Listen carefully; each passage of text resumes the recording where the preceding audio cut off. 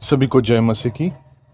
आज का हमारा प्रश्न है, मैं कैसे समझ सकता हूँ कि मैं जो निर्णय लेता हूँ वह पवित्र आत्मा के नेतृत्व में होता है या मेरी अपनी भावनाओं या संवेदनाओं के कारण होता है। ये आज के समय में बहुत से मसीह लोग जो है जो परमेश्वर के साथ आगे चलना चाहते हैं, बढ़ना चाहते हैं, और वो इस बात पर काफ़ी कॉन्शियस है कि वो कोई भी डिसीजन ऐसा ना ले जो परमेश्वर के नज़रों में गलत हो, या फिर जो परमेश्वर को चोट पहुंचाए या परमेश्वर को अच्छा ना लगे। और इसलिए मसीह लोग जो है वो इस बात से चिंतित है कि जो कुछ भी वो उनके जीवन में डिसीजंस लेते हैं, तो वो चाहते हैं कि वो पवित्र आत्मा के द्वारा हो।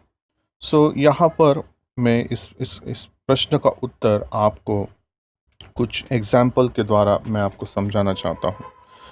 यदि आप निरंतर बाइबल पढ़ने वाले लोगों में से है, आप परमेश्वर के साथ संगति में हैं, प्रार्थनाओं में हैं, और आप निरंतर परमेश्वर से एक संबंध बनाए रखा हुआ है आपने, तो मैं आपसे कहूँगा कि आप धीरे धीरे परमेश्वर में आत्मिक रीति से जो है परमेश्वर के नज़र में मैच्योरिटी की ओर बढ़ रहे हो, मैच्योर हो रहे हो।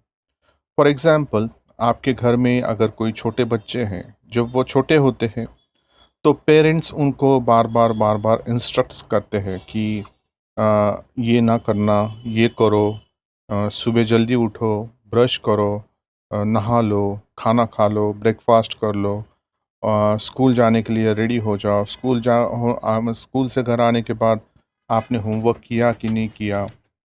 ये और भी ऐसे बहुत से बातें हैं जो वो हर बार अपने बच्चों को जो है वो कहते रहते हैं, इंस्ट्रक्ट करते रहते हैं। और जैसे-जैसे बच्चे बड़े होते जाते हैं, जैसे-जैसे बच्चे समझदार होते जाते हैं, वैसे-वैसे पेरेंट्स उनके साथ जो है वो इंस्ट्रक्शंस जो है वो उनको धीरे-धीरे वो कम देना शुरू करते हैं, क्योंकि वो देख रहे होते हैं, पेरेंट्स देखते हैं कि अब बच्चे को बहुत सी बातें जो है वो समझ में आ चुकी है, जीवन में कैसे चलना है, क्या करना है, क्या नहीं करना है।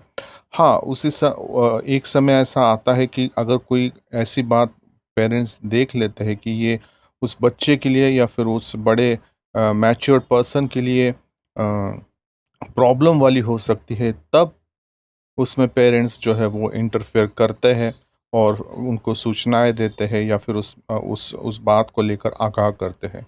उसी रीति से नए नियम में यहाँ पर जैसे हम देखते हैं, रोमियो की पत्री इसका 8वाँ अध्याय और वचन 9 में लिखा हुआ है, परंतु जबकि परमेश्वर का आत्मा तुम में बसता है, तो तुम शारीरिक दशा में नहीं, परंतु आत्मिक दशा में हो। तो यहाँ पर ये क्लियर हो गया है कि जब हम प्रभु यीशु मसीह को अपना उद्धारकर्ता मान लेते हैं, हम अपने पापों का अंगीकार करते हैं, जब हम नए सिरे से जन्म लेते हैं, तब परमेश्वर का आत्मा जो है वो हमारे अंदर होता है, और परमेश्वर जो है वो अधिक मैक्सिमम अपने पवित्र वचनों के द्वारा हमसे बात करता है। और ये हर एक इंडिविजुअल का अपना एक पर्सनल एक्सपीरियंस है कि परमेश्वर उसे किस रीति से अगुवाई करता है। तो किसी को वचनों के द्वारा, किसी को इनर माइंड में कुछ थॉट्स परमेश्वर डालता है, लेकिन हमें उसको बाइबल के आधार पर कंफर्म करना होता है। और ये कुछ ऐसा नहीं है कि पुराने नियम में जैसे ऑडियोबली, मतलब परमेश्वर की आवाज़ उस समय के लोग सुनते थे। जैसे शमूएल ने सुना, परमेश्वर की आवाज़ सुनी, अब्राहम ने सुना है, और बहुत से ऐसे हैं, आदम और हवा के साथ परमेश्वर डायरेक्टली बात करते थे। यीशु मसीह का जब बपतिस्मा हुआ तो स्वर्ग से वाणी सुनाई दी कि ये मेरा प्रिय पुत्र है। सो ये सभी बातें आप जानते हैं। लेकिन उस समय ये सब कुछ होने के बावजूद भी लोग जो थे वो अ, परमेश्वर की आवाज़ मतलब ऑडिबल होने के बाद भी उन्होंने परमेश्वर के विरोध में कार्य किए हैं। लेकिन आज हमें जो है नए नियम के अनुसार हम इतने खुशनसीब हैं कि आज परमेश्वर का आत्मा हमारे अंदर बसता है। 24/7 वो हमारे साथ रहता है। सो हमें केवल उसके साथ संगति बनाने की प्रैक्टिस करनी है।